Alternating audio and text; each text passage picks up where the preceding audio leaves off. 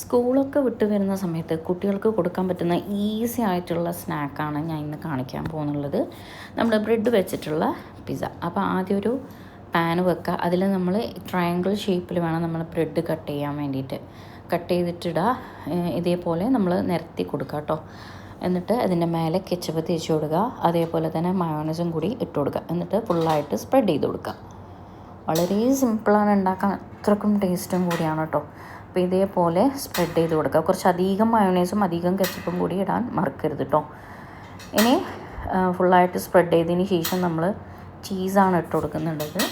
നമുക്ക് ഏത് ചീസ് വേണമെങ്കിലും ചെയ്യാം. ഞാനിവിടെ സ്ലൈസ് ചീസാണ് ഇട്ട് കൊടുക്കുന്നുള്ളത്. അത് ഇതേപോലെ നമ്മൾ ചെറിയ ചെറിയ പീസാക്കി കട്ട് ചെയ്തിട്ട് അത് ഇതേപോലെ നിരത്തി കൊടുക്കാം നമ്മുടെ ബ്രെഡിൻ്റെ മേലെ.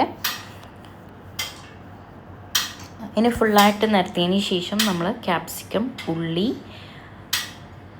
ഇതേപോലെ ചെറിയ ചെറിയ പീസസ് ആക്കിയിട്ട് നമ്മൾ ഇതിൻ്റെ മേലെ നിരത്തി കൊടുക്കുക.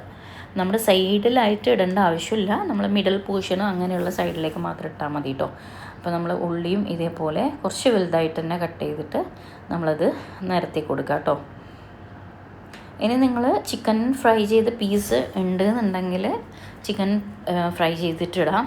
അതല്ല നിങ്ങൾക്ക് ചിക്കൻ വേണ്ടാന്നുണ്ടെങ്കിൽ നിങ്ങൾക്ക് എന്താണ് ആവശ്യം അത് ഇട്ട് കൊടുക്കുക കേട്ടോ. എന്നിട്ട് അതിൻ്റെ മേലെ കുറച്ച് പെപ്പർ പൗഡർ വേറി കൊടുക്കുക. അതേപോലെ തന്നെ ഒരിഗാനോയും കൂടി ചേർത്ത് കൊടുക്കുക കേട്ടോ.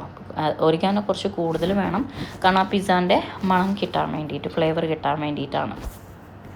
എന്നിട്ട് ഫ്ലെയിം ഓൺ ചെയ്യുക. എന്നിട്ട് നമ്മൾ മൂടി വെച്ചിട്ട് ഒരു 5 മിനിറ്റ്സ് മാത്രം നന്നായി സ്ലോയിൽ വെച്ചിട്ട് 5 മിനിറ്റ് ബേക്ക് ചെയ്തെടുക്കുക. അപ്പോൾ ആ സംഭവം സൂപ്പറായിട്ടുണ്ട്. എല്ലാവരും ട്രൈ ചെയ്യുക. കുട്ടികൾക്ക് വളരെ ഇഷ്ടമാവും, അത് മുതിർന്നവർക്ക് ഇഷ്ടം.